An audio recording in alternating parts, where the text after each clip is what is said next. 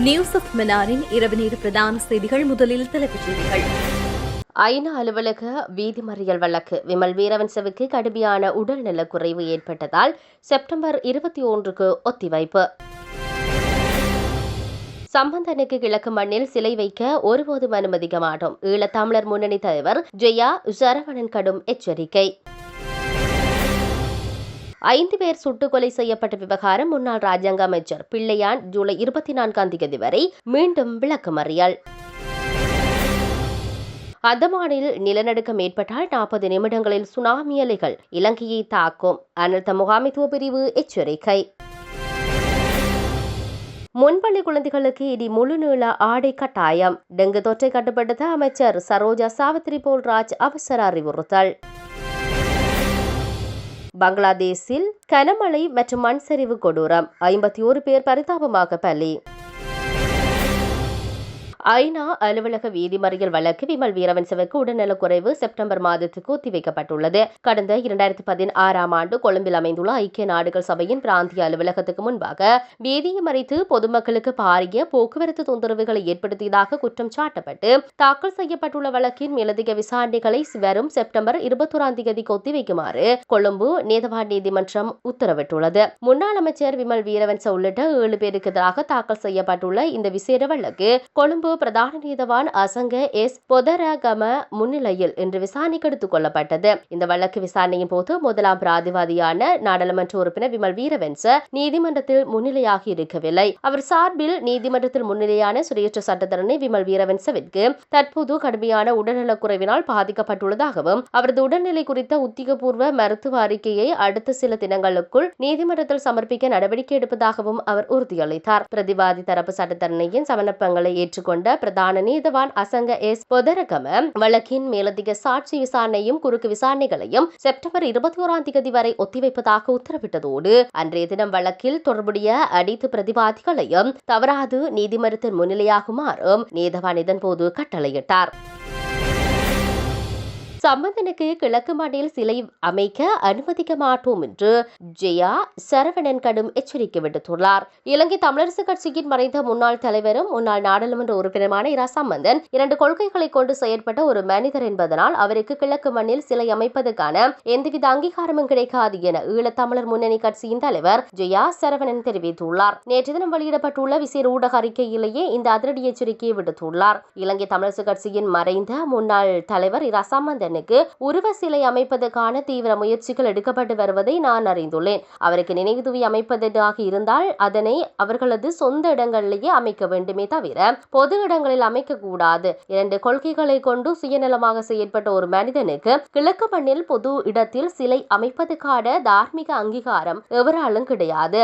அவ்வாறு அதிகாரங்களை பயன்படுத்தி பொது இடத்தில் சிலை அமைக்கும் பட்சத்தில் நாங்கள் நமது அமைப்பு சார்பாக கடும் கண்டனத்தை தெரிவிப்பதுடன் அதனை அந்த இடத்திலிருந்து அகற்றுவதற்கான முழுமையான சட்ட ரீதியான மற்றும் கள ரீதியான முயற்சிகளையும் மேற்கொள்வோம் எனவும் இதனை நாங்கள் வன்முறை மிரட்டல் அல்லது அச்சுறுத்தல் என்ற கோணத்தில் பேசுவதற்கு முன்னரே எமது அரசியல் நிலைப்பாடாக பகிரங்கமாக அறிவிக்கின்றோம். இருந்தபோதும் அவர்கள் தங்களின் அரசியல் அதிகாரத்தை பயன்படுத்தி இந்த சிலையை வலுக்கட்டாயமாக அமைக்க முயன்றால் அது கண்டிப்பாக அகற்றப்படும் என்பதை மிக உறுதியாக கூறிக்கொள்கின்றேன் என்று அந்த அறிக்கையில் சுட்டிக்காட்டப்பட்டுள்ளது.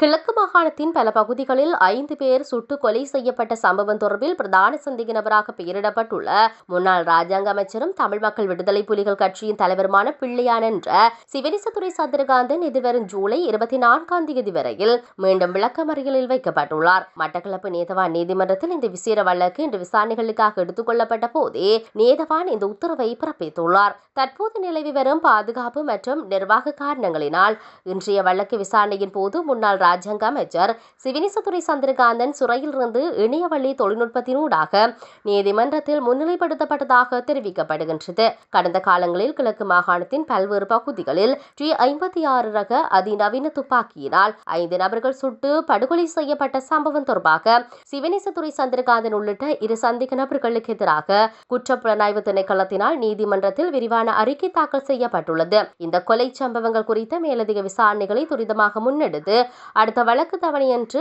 அதன் முன்னேற்ற அறிக்கையை சமர்ப்பிக்குமாறு குற்றப்புலனாய்வு திணைக்களத்துக்கு நீதவான் இதன்போது உத்தரவிட்டுள்ளார்.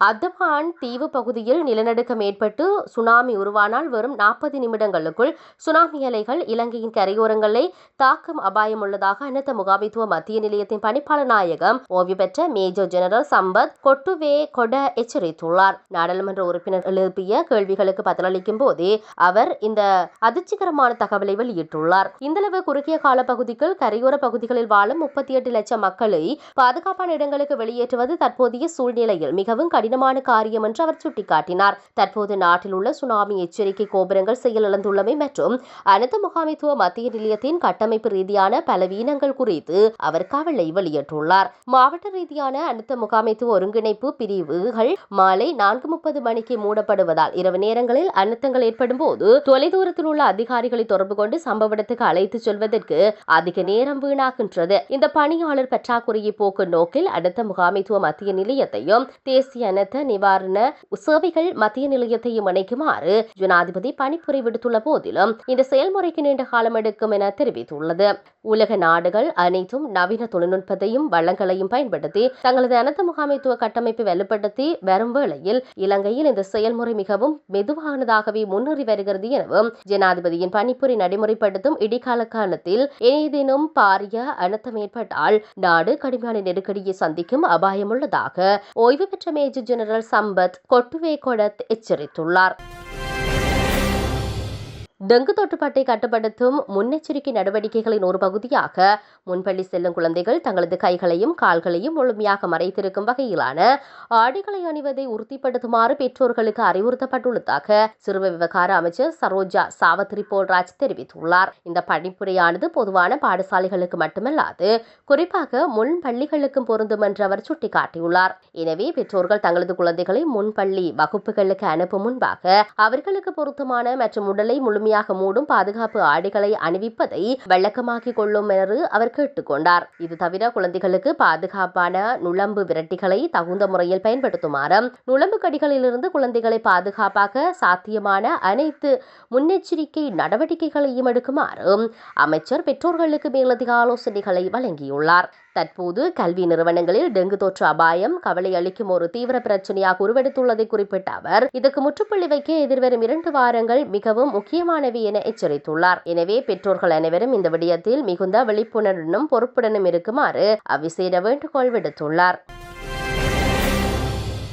பங்களாதேஷில் கடந்த சில நாட்களாக பெய்து வரும் தொடர் மழையினால் ஏற்பட்ட வெள்ளப்பெருக்கு மற்றும் மண்சரிவினால் உயிரிழந்தோரின் எண்ணிக்கை 51ஆக அதிகரித்துள்ளதாக அந்த நாட்டு அதிகாரிகள் தெரிவித்துள்ளனர். கடும் மழையினால் நாட்டின் தென்கிழக்கு பகுதியில் அமைந்துள்ள சிட்டகோங் மாகாணத்தின் 7 மாவட்டங்கள் மிக கடுமையான பாதிப்புகளை எதிர்கொண்டுள்ளன. ஆறுகளில் ஏற்பட்டுள்ள வெள்ளப்பெருக்கு மற்றும் பல இடங்களில் திடீரென ஏற்பட்ட மண்சரிவு காரணமாக ஆயிரக்கணக்கான மக்கள் தங்களது வீடுகளை இழந்து பாதுகாப்பான இடங்களுக்கு இடம்பெயர்ந்துள்ளனர். பங்களாதேஷ் அரசாங்கம் வெளியிட்டுள்ள உத்தியோகபூர்வ தகவல்களின்படி நாட்டின் மொத்தமுள்ள 64 மாவட்டங்களில் 7 மாவட்டங்கள் இந்த வெள்ளத்தால் மிக மோசமாக பாதிக்கப்பட்டுள்ளதுடன் ஒட்டுமொத்தமாக சுமார் 10 லட்சம் மக்கள் இந்த பயங்கர இயற்கை அனர்த்தத்தால் தங்களது அன்றாட வாழ்வாதாரங்களை இழந்து தவித்து வருகின்றனர். தொடர் அனர்த்தம் காரணமாக போக்குவரத்து மற்றும் தகவல் தொடர்பு சேவைகளும் பல பகுதிகளில் முற்றாக துண்டிக்கப்பட்டுள்ளன. இந்த இயற்கை சீற்றத்தினால் பதிவான உயிரிழப்புகளில் அதிகபட்சமாக கொக்ஸ் பஜார் மாவட்டத்தில் மட்டும் 28 பேர் உயிரிழந்துள்ளனர். இதேவேளை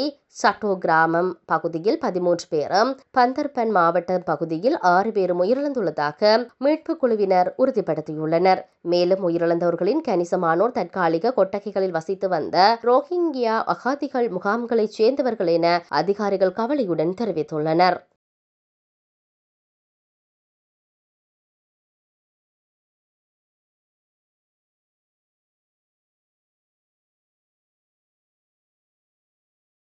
இத்துடன் நியூஸ் ஆஃப் மன்னாரின் இரவு நேர பிரதான செய்திகள் நிறைவு பெற்றது.